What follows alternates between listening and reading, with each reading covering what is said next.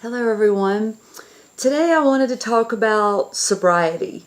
And someone messaged me today and said that they had recently quit drinking and that they weren't using drugs and how it opened them up and they were able to channel their creativity. So I decided that it was time to do a video about parts of my past. I mention it occasionally about being sober and me quitting drinking and smoking cigarettes and those sort of things, but I've had a very long history with drugs and alcohol. I am sober now and I have been for quite some time. Various things have fallen off as I've evolved. But I don't consider myself an addict or in recovery or any of those things because I'm done. It was a part of my life. I don't like to label myself. I don't count the days or any of that. I'm just done.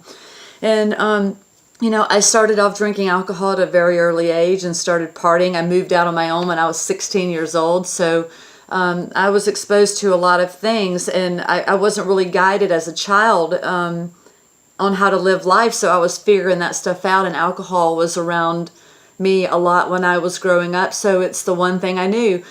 And alcohol led me down a path of a lot of different things. Well, alcohol and myself, because we are the driving force of our own creation when we realize it. So I drank alcohol. I did a lot of drugs.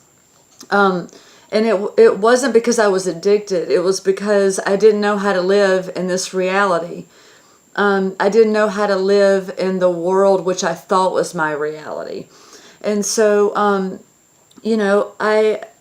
that's why I fought so hard against, in my subconscious mind, was fighting my conscious mind back and forth of quitting and stopping to use and to keep using. And so, where there's a battle of the minds, that's where we should look, because it's not supposed to be that way within our psyche. Our emotions are brought up to give us flags and places where we should draw our attention to. And drugs and alcohol, those artificial things, they don't aid in aligning the frequency at all. When I quit using heroin, it was like I had a huge explosion, and I couldn't believe that I had spent my whole life being numb with all of these different outside things, because once I got rid of that one, that's when I really started to open up within my consciousness, and that was January of last year. So I've been sober from that just a little over a year and a half now. So just because someone or you may be using a substance because of whatever reasons you have, just know that you're not alone out there, and that it takes the understanding of why we're using something, not the thing that we're using. I don't regret any of the things I've done in my life, because those were the paths that brought me sitting here right now talking with you. That doesn't mean that we have to stay on the paths that we're on. Life is so amazing. We get to go up, done with that, on to the next one. And it really is just a creation of habit. I realized that I also used and drank and smoked cigarettes and things like that because out of boredom too. I felt like I couldn't relate to a lot of people, or they couldn't relate to me. And now I look back and I see why I struggled so much in my life, because, well, first of all, we're not taught how to deal with our own emotions growing up. No one does. We're all running around, knocking heads with each other. It's no wonder that things are the way that they are. But it just takes the realization that it doesn't have to be that way. If it doesn't feel good, remove it. Remove them, whoever, whatever the situation is.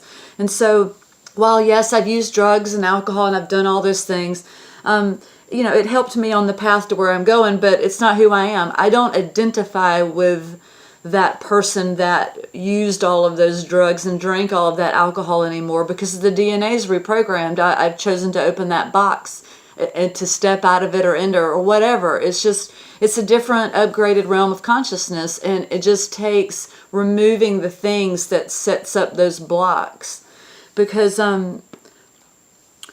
life is not hard, and when we realize it's not, we're able to remove the things that we think make it hard.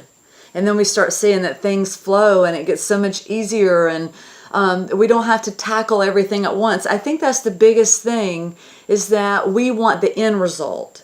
But we don't realize that what we're doing right now, like for me, there's so many things I want to do. There's so many, I mean, it's just like exploding out of me, the open channel of creativity and the things that I see I can do for myself and other people, but I can't do those things right now at this moment. So I'm just happy to be able to be in this space and to shoot these little videos to share my thoughts with you all, and that's good enough for me right now. So it's just about recognizing what we have in this moment.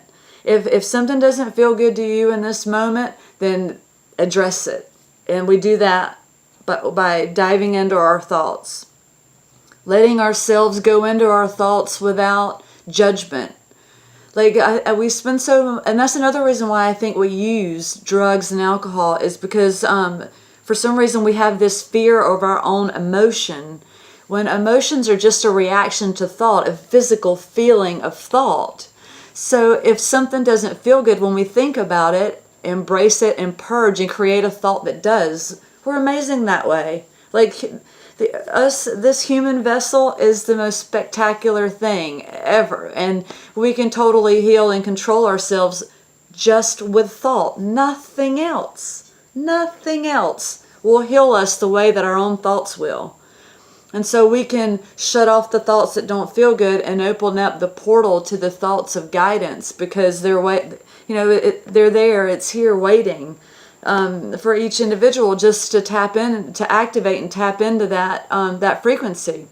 And we're able to do that on a much clearer level when we don't have artificial frequencies that we're putting into our body, such as drugs and alcohol and food that is not good for our bodies and things like that. So it really just boils down to what we can do to take care of our own self, to activate. We look outside of ourselves to try to get this or get that, but all you have to do is get quiet. That's the meditative state of mind that allows us to hear the authentic channeled thoughts, not the swirling chaos in our head that's created due to the outside world. We have to shut that out to listen to soul speak, because that is our true authentic selves. The energy pushes the truth out.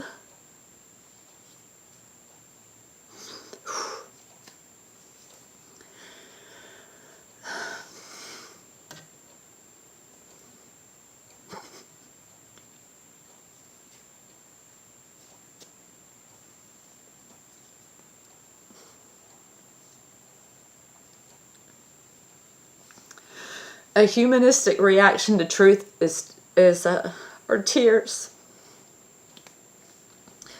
When I get confirmations of things, it's like the energy will push so hard on my psyche, and that it actually causes an energetic purge through crying. And so sometimes even when I'm watching TV, it happens, or that's where that empathic sensitivity comes from. It's not really about the humanistic emotion. It's about our guides giving us total confirmation and the energetic surge of tears. And sometimes I laugh too. I'll just start laughing out of nowhere. And it's just those sweet confirmations of truth that we get, that we really are the creators, and we really don't have to hold on to anyone or anything that doesn't create that great feeling that we want within ourselves.